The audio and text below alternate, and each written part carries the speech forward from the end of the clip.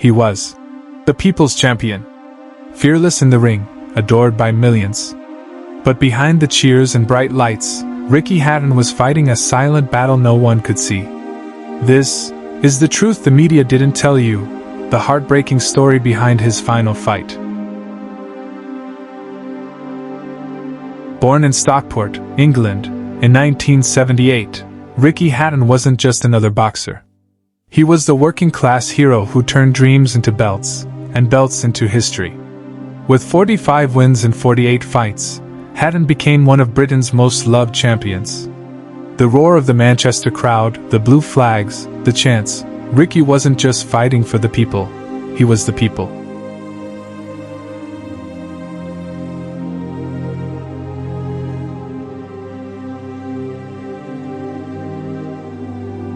But after the lights dimmed, the real fight began. Ricky Hatton suffered from deep depression, alcohol and drug abuse, and chronic pain from years in the ring. He once admitted, "I was coming off the rails with my drinking, and that led to drugs. It was like a runaway train." I don't know why I can't take my life. It's frustrating, this. So then I thought to myself, I'll drink myself to death. You know what I mean? So that's a conscious decision. Yeah, I thought I'll drink myself to death and I'll do it through them. And then obviously, you know, in order to keep yourself drinking more, you can take to drugs. So then, you know, and it just went really bad for me for a long period.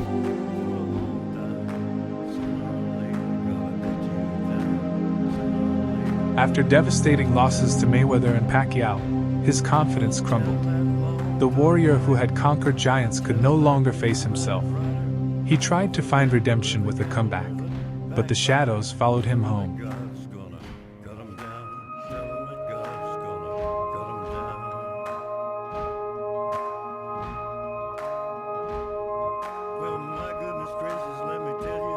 On September 14, 2025, Ricky Hatton was found unresponsive at his home in Hyde, Greater Manchester.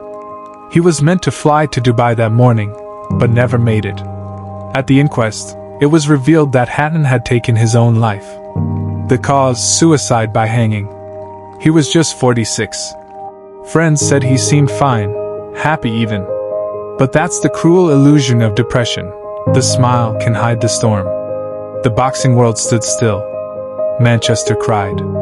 And millions who had once cheered his victories were now left in silence. Behind Ricky's story lies a truth bigger than boxing, one that affects thousands of athletes around the world. 1. The pressure to stay invincible. Fighters are trained to be tough, to never show weakness. But inside, they're human, breaking silently. 2. The cost of pain. Years of injuries and painkillers often lead to addiction and mental collapse. 3. The identity crisis. When the spotlight fades, who are they without the crowd? For many athletes, retirement feels like death itself. 4. The system's failure. Even today, most sports bodies don't have proper mental health programs. They invest in talent, not healing. Ricky Hatton wasn't just fighting opponents. He was fighting loneliness, addiction, and depression. And in that fight, there were no trainers, no referees, and no audience to stop the fall.